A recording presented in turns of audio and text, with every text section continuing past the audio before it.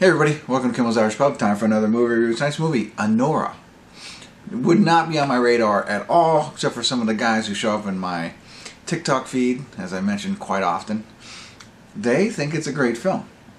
So I'm going to watch it. Anora, a young sex worker from Brooklyn, meets and impulsively marries a son of an oligarch? I don't know. Once the news reaches Russia, her fairy tale is threatened as his parents set out to New York to get the marriage annulled. Okay. I don't know what that is, but it seems, somebody, if my son married a sex worker, I might, come. This, I don't know, Mikey, Madison? Nobody else I know. So, is it in Russian? It is 8.1 on IMDb. 32,241 people rated so far. So that's pretty high up there. Let me tell you, that's pretty good. I just want to see the language we're going to get here. Country, United States. There's a little bit of English, Russian, and Armenian. So I don't think it's going to be all subtitles. But anyway, 2 hours and, what did we say, 18 minutes or something like that? Yeah, something like that. So stick around. I'll let you know what I think. I'll be back.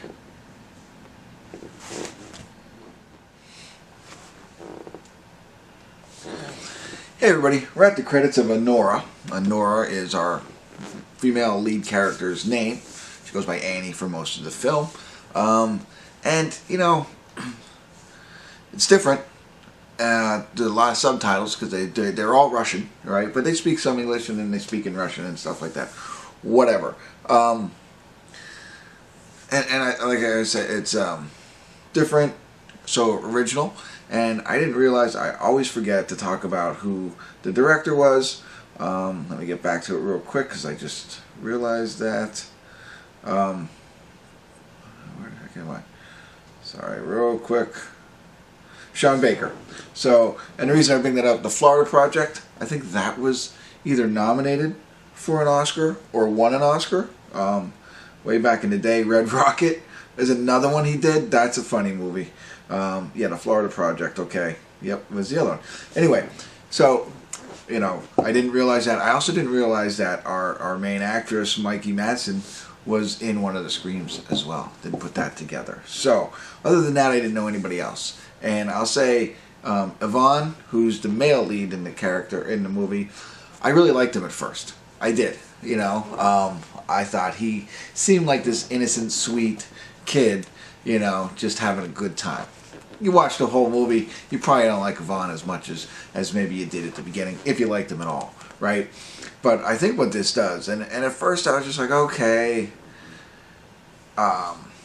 whatever. It's, it's like a Pretty Woman kind of version, I think a modern day, I'll say. And a little bit, that's what it reminded me of. But as you think about it, and what Pretty Woman was really about is different classes of people, right? So our main character, what was her? Oh, Annie, Anora. She is a sex worker. At first, I thought she was just a stripper or an erotic dancer. Sorry, but then come to find out, I think she also is a little bit of an escort. Although she denies it, she gets paid to do certain things. So maybe she wasn't always an escort and became one. But anyway, our main male character, which is Vanya, is a young guy in America having fun with a whole bunch of money. He meets her and then just pays her to come spend a week with him, and they have a good time. They end up getting married, and so he happens to be part of a huge Russian family that is incredibly rich and incredibly powerful, but his parents are over in Russia, and there's a guy, Toro or something like that, in America that's supposed to be watching him. And of course he goes out and gets married, so this creates havoc within the family because no prenup or anything like that. But you see the different, now when I saw it, classes, right? So he comes from a rich family that he can just throw money. He can fly from New York to Vegas when he wants on a private jet, do whatever he wants, you know what I mean? Whereas she is, working hard for her money, shares an apartment, I think, with another girl, but you could see the difference, right? So, of course, she jumps at the chance to hang with this guy, and he's paying her, but then let's get married. So I think she really did love him to get married, or, you know, at least it was only a couple of weeks, maybe 1 or 2, but I think she also saw the end game, the prize at the end of all this, and how she could live her life if she was married to him. So I think that's interesting. And it was funny at times. There were some pieces that you laugh at, but when you get through the whole thing, it's I don't know.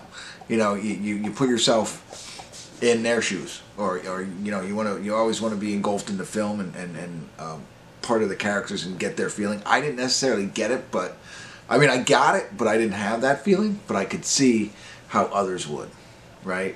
Without spoiling it or going into too much detail, I think, you know, people who would watch this movie, who maybe like very similar, maybe not sex workers, but like lower class or girls looking for love, that type of thing, romantics, if you will. That's all. Just throw it all into that.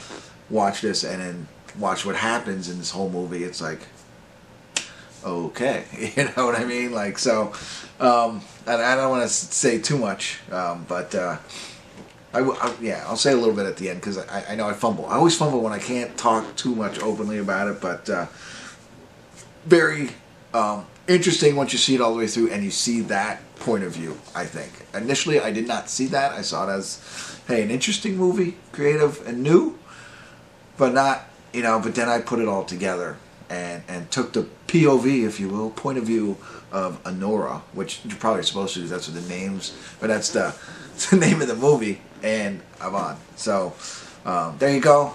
Worth a watch. I do think it might be in the running for an Oscar, which surprises me. I don't know. It was good. I felt there's a point where Avon goes out on his own, and the hunt for him feels like the whole second act.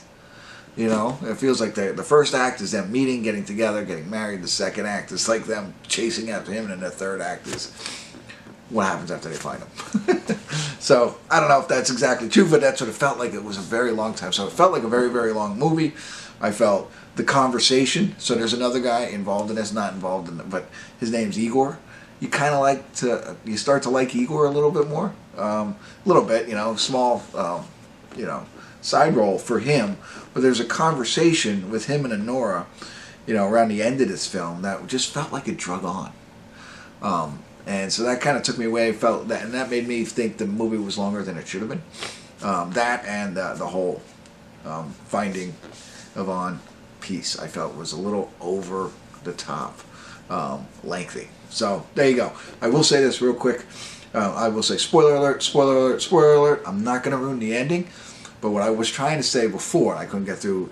It is, you know, when you take that point of view from Anora, when it settles in for her, when she realizes it and she sees it, like, imagine that.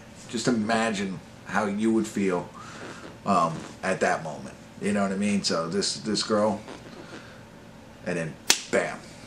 So there you go. That's what I got for you.